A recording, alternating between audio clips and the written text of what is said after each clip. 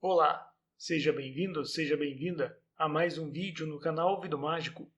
E você vai ouvir agora mais um capítulo do livro Razão e Sensibilidade, de Jane Austen, publicado pela primeira vez em 1811.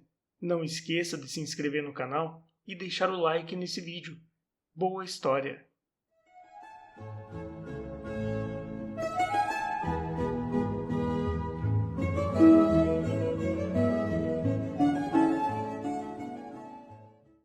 Capítulo 30.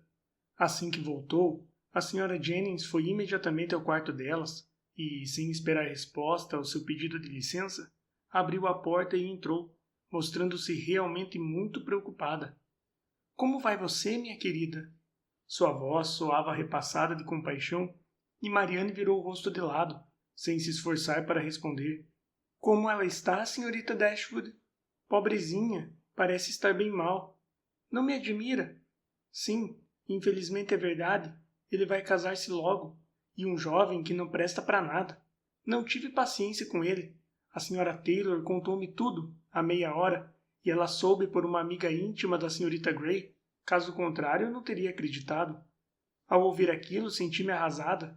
Bem, falei a elas. Tudo o que posso dizer é que, se isso for verdade, esse cavalheiro usou uma jovem conhecida minha de maneira abominável, e desejo com toda a minha alma que a mulher dele lhe parta o coração. E nunca se deve confiar, como eu sempre costumo dizer, minha querida. Não tenho o menor respeito por homens que agem dessa maneira, e quando encontrar o Sr. Willoughby de novo, vou dar-lhe uma lição como jamais teve em sua vida. Mas existe um conforto, minha querida senhorita Marianne. Ele não é o único jovem cavalheiro que existe nesse mundo, e com esse seu rostinho lindo, jamais irão faltar-lhe admiradores. Bem, pobrezinha, não quero perturbá-la mais, pois é bom que ela chore até desabafar por completo. Felizmente, os Parry e os Sanderson virão aqui esta noite, e isso irá diverti-la. A senhora retirou-se do quarto andando na ponta dos pés, como se acreditasse que a aflição de sua jovem amiga poderia piorar com o barulho. Marianne, para a surpresa de sua irmã, declarou que iria jantar com as visitas. Elinor preveniu-a contra isso, mas, não, ela queria descer, podia enfrentar a situação muito bem, e assim o falatório a seu respeito seria menor. Contente por ver que Marianne encontrara um motivo que a tornara disposta a reagir, Elinor nada mais disse, se bem que acreditasse que iria ser muito difícil para ela sentar-se à mesa com os demais. Ajeitando o vestido que Marianne iria vestir, enquanto ela continuava na cama, preparou-se para acompanhá-la à sala de jantar quando fossem chamadas para descer. Uma vez lá, apesar de dar a perceber que ainda se encontrava muito abalada, Marianne comeu um pouquinho e mostrou-se mais calma do que a irmã esperava. Se a jovem tentasse falar, se tivesse consciência da metade da solicitude bem-intencionada, porém desastrosa, que a Sra. Jennings estava lhe dedicando, aquela calma não poderia ser mantida, mas nem uma sílaba escapou-lhe dos lábios, e a abstração de seus pensamentos a protegeu, mantendo-a na ignorância de tudo o que acontecia ao seu redor. Fazendo justiça à bondade da Sra. Jennings, se bem que na maioria das vezes as efusões dela fossem irritantes e quase ridículas, Elinor demonstrou-se agradecida e retribuiu todas as gentilezas que sua irmã não tinha possibilidade de retribuir.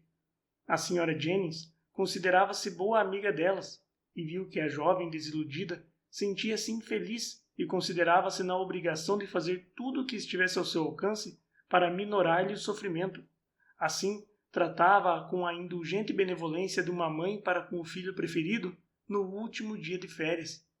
Marianne tinha de ter o melhor lugar junto da lareira, era tentada a comer por todas as guloseimas que havia na casa e exortada a se divertir com a apresentação de todas as novidades do dia.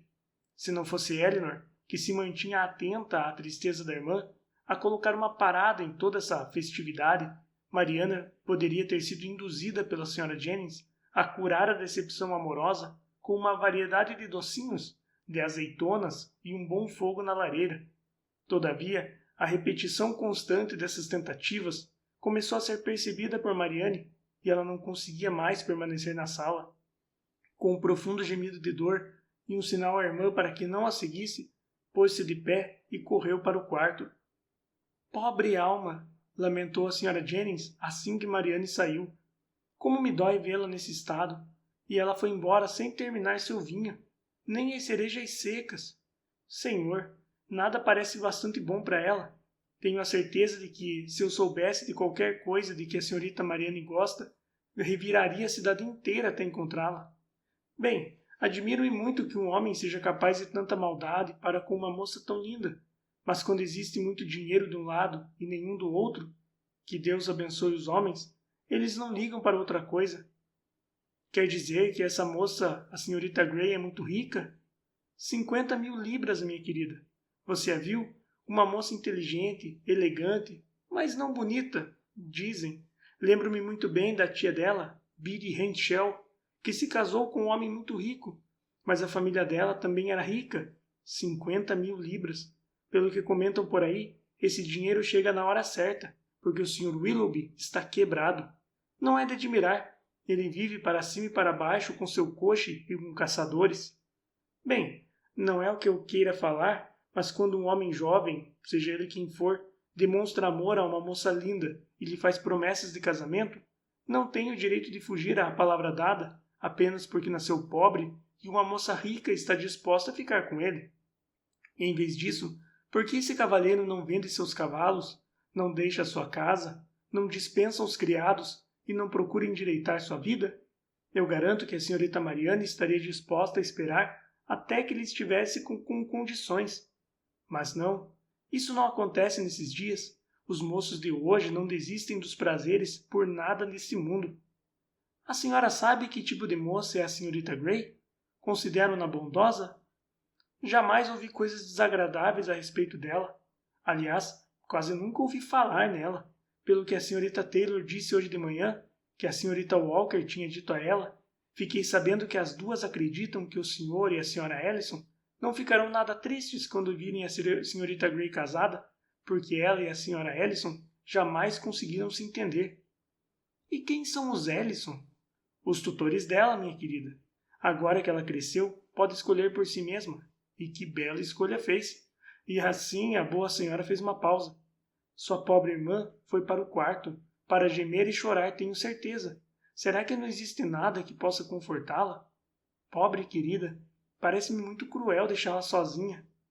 Bem, no decorrer dos dias, iremos recebendo amigos e isso irá distraí-la um pouco. E se viesse jogar baralho conosco? Sei que ela detesta o whist, mas não há algum jogo do qual Mariane gosta? Minha cara madame, sua bondade é desnecessária. Temo que minha irmã não queira mais deixar o quarto por esta noite.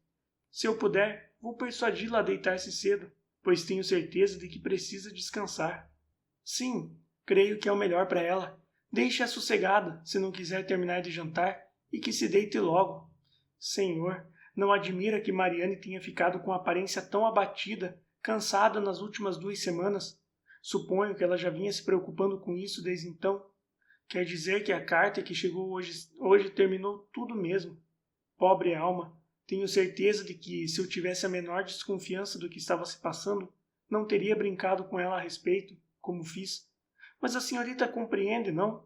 Como eu poderia ter desconfiado? Acontece que pensei que não passasse de uma simples carta de amor, e a senhorita sabe que os jovens gostam que se brinque com eles a respeito. Senhor, como Sir John e minhas filhas irão ficar consternados quando souberem disto?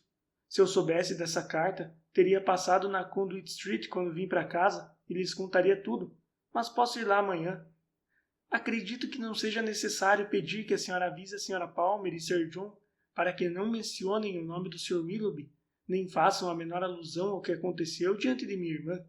A boa natureza deles com certeza os prevenirá de que seria uma crueldade demonstrar que sabem do que aconteceu quando ela estiver presente, e quanto menos se fale comigo a respeito desse assunto, menos irão ferir meus sentimentos, como a senhora, querida madame, há de compreender. Ah, sim, nossa, é o que eu vou fazer com certeza. Deve ser terrível para a senhorita ouvir falar nisso. E quanto à sua irmã, garanto que não lhe direi uma palavra a respeito, por nada deste mundo. Viu que não falei uma só palavra durante o jantar? Minhas filhas e Sir John também não o farão, porque são muito sensíveis e consideram os demais, principalmente se eu lhes der um pequeno aviso, o que farei sem dúvida alguma. No que me diz respeito, acredito que quanto menos se fale nessas coisas, melhor, e assim tudo será esquecido mais depressa. E que bem poderia fazer se ficássemos falando nisso? Num caso como este, só poderia fazer mal. Mais neste, até, do que em outros casos semelhantes. Tudo se deu por circunstâncias que, pelo bem de todos que estão implicados neste caso, o tornam impróprio para conversas sociais. Devo fazer esta justiça ao Sr. Willoughby. Ele não rompeu um noivado definitivo com minha irmã. Oh, minha querida, não procure defendê-lo. Não houve um noivado definido? Sim, senhorita. Depois que o Sr. Willoughby a levou a Allenham House e de terem conversado sobre a casa que iriam morar. Pelo bem de sua irmã, Elinor não quis levar a conversa adiante e esperava que não se visse obrigada a continuar. Pelo bem do Willoughby. Se Marianne podia perder muito com isso, ele ganharia pouquíssimo com a revelação da verdade. Depois de breve silêncio de ambas as partes, a Sra. Jennings riu alto com sua natural jovialidade. Bem, minha querida, estamos falando de um mal, mas com certeza será um bem para o Coronel Brandon.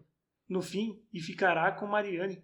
Sim, tenho certeza de que ficará. Pode acreditar, eles estarão casados antes que o verão chegue ao fim. Senhor, como o coronel vai rir ao ouvir estas novidades. Espero que ele venha aqui esta noite. Este será um casamento muito melhor para sua irmã. 2.000 por ano, sem dívidas nem descontos, a não ser pela pequena filha do amor.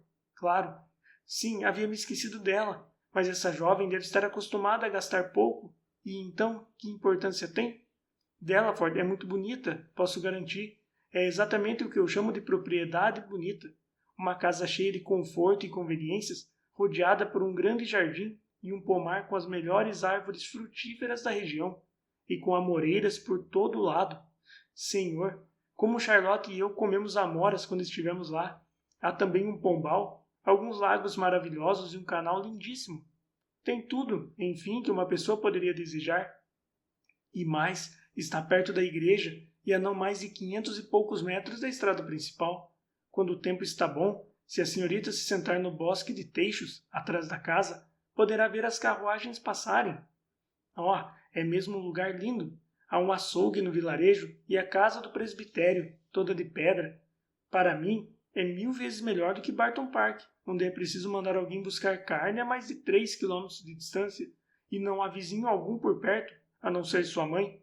Bem, vou animar o coronel assim que puder. A senhorita sabe, rei morto, rei posto. Se pudermos tirar o Sr. Willoughby da cabeça dela. Sim, mas se pudermos fazer isso, madame, esclareceu Elinor, iremos fazê-lo sem a ajuda do coronel Brandon. E levantando-se, ela foi juntar-se a Marianne. Como esperava, encontrou-a no quarto, entregue ao sofrimento, diante de restos de brasa na lareira, o que havia sido sua única luz. Mexeu-se à entrada de Elinor. É melhor você me deixar sozinha, foi tudo o que Marianne lhe disse. Eu a deixarei sozinha, reagiu Elinor, se você se deitar. Com perversidade momentânea própria de quem se torna impaciente com o sofrimento, em princípio Marianne recusou, mas a gentil, porém insistente persuasão da irmã foi amolecendo sua resistência, e Elinor, por fim, viu Marianne apoiar a cabeça no travesseiro e esperou que estivesse quase adormecendo, para só então retirar-se. Desceu para a sala de estar e pouco depois a senhora Jennings juntou-se a ela, com um copo cheio de vinho na mão. Minha querida, foi dizendo ao entrar, acabo de saber que ainda havia uma garrafa fechada do mais fino vinho velho, Constantia, e trouxe um copo para sua irmã. Como meu pobre marido gostava desse vinho. Sempre que era atormentado pelas dores de sua velha gota, diziam que este vinho era a melhor coisa do mundo. Leve-o para sua irmã. Querida madame, Elinor sorriu diante de tão diferentes propriedades que recomendavam aquele vinho. A senhora é muito bondosa, mas acabo de deixar Marianne na cama e adormecida. Espero. Acredito que não haja nada melhor do que ela descansar. E se me permitir, eu mesma beberei o vinho, se bem que lamentando não ter chegado 5 minutos antes. A senhora Jennings assentiu satisfeita, e enquanto tomava o vinho em pequenos goles, Elinor pensava que, por melhores que fossem os efeitos dele sobre dores da gota, pouca importância dava a isso no momento, mas bem que podia ter poderes curativos para corações magoados, tanto para ela quanto para sua irmã. O coronel Brandon chegou quando tomavam chá, e pelo modo que olhou ao redor, em busca de Marianne, Elinor percebeu imediatamente que ele não esperava e nem desejava vê-la ali, e que sabia o que havia ocasionado a ausência dela. A senhora Jennings não pensou a mesma coisa, pois, assim que ele entrou, atravessou a sala e, ao passar pela mesinha onde Eleanor se encontrava ocupada, murmurou: "O coronel está sério como sempre. Ele ainda não sabe de nada. Conte-lhe, minha querida." Imediatamente depois dos cumprimentos, o recém-chegado sentou-se em uma cadeira perto de Eleanor e, com um olhar que dizia claramente que estava bem informado, perguntou-lhe pela irmã. "Mariane não está muito bem", respondeu ela. "Sentiu-se indisposta o dia inteiro e nós a convencemos a se deitar." "Talvez, então," o coronel hesitou. "Quer dizer que o que eu vi esta manhã pode ter um fundo de verdade em que eu posso acreditar?" "O que o senhor ouviu?" "Que aquele cavalheiro de quem tive motivos para pensar, em suma, aquele homem que eu sabia estar noivo, como posso dizer-lhe, afinal, se a senhorita está sabendo de tudo, como deve estar, por que não me poupa?" "O senhor está se referindo," Eleanor falava com calma forçada, "ao próximo casamento do Sr. Willoughby com a senhorita Grey?" "Sim, eu sei disso. Este parece ter sido um dia de esclarecimentos gerais, pois logo de manhã ficamos sabendo desse fato. O Sr. Willoughby está incomunicável. Onde o senhor ficou sabendo?" "Diante de uma cocheira na Pall Mall, onde costumo fazer compras. Duas senhoras estavam esperando pela canoa para a viagem de uma delas e conversavam a respeito desse casamento em voz tão alta que foi impossível não ouvir tudo. O nome do Sr. Willoughby, John Willoughby, insistentemente repetido, acabou por chamar minha atenção e assim tive a oportunidade de saber que tudo já estava perfeitamente estabelecido sobre o casamento dele com a senhorita Grey. Ficou claro que já não se trata de um segredo e que terá lugar dentro de poucas semanas. As damas referiram-se a muitos detalhes, como, por exemplo, preparativos e outras coisas. Lembro-me de que uma delas, principalmente, disse algo que me serviu para identificar com mais clareza o indivíduo de quem falava, que assim que a cerimônia terminar, os noivos irão diretamente para Combe Magna, a residência dele em Somersetshire. Imagine meu espanto, mas dificilmente poderá imaginar o que senti. A comunicativa dama que ouvi contando tudo, pois fiquei na loja até que elas fossem embora, era a senhora Ellison, e é esse, segundo fui informado, o sobrenome do tutor da senhorita Grey. "É sim. O senhor ouviu também que a senhorita Grey possui 50.000 libras? Eu acredito que esse detalhe basta para a completa explicação." "Poderá bastar, de fato, mas Willoughby seria capaz. Quero dizer, eu penso que..."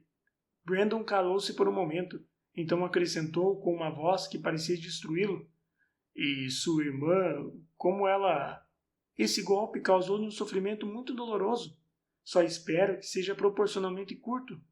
Foi, quero dizer, está sendo uma aflição cruel. Acredito que até ontem Mariane não tinha a menor dúvida a respeito dele. E mesmo agora, talvez, mas eu estou convencida de que o Sr. Willoughby jamais se apegou a ela realmente. Ele foi muito decepcionante e, devo dizer, demonstrou que tem um coração muito duro." "Sim," assentiu o coronel, "sem dúvida. Mas sua irmã não deve... Creio que a senhorita disse que ela não considera a situação definitiva, como é o seu parecer." "O senhor a conhece e deve imaginar que Mariane procura justificar o Sr. Willoughby da melhor maneira que pode." O coronel nada mais disse, e, retirados os remanescentes do chá, preparada a mesa de jogo, o assunto foi posto de lado. A senhora Jennings, que os observara prazerosa enquanto conversavam, e esperava para ver o efeito da comunicação da senhorita Dashwood, ou seja, uma súbita alegria por parte do coronel Brandon, que o remoçaria e deixaria feliz, desconcertou-se ao vê-lo tornar-se ainda mais sério e pensativo do que de hábito.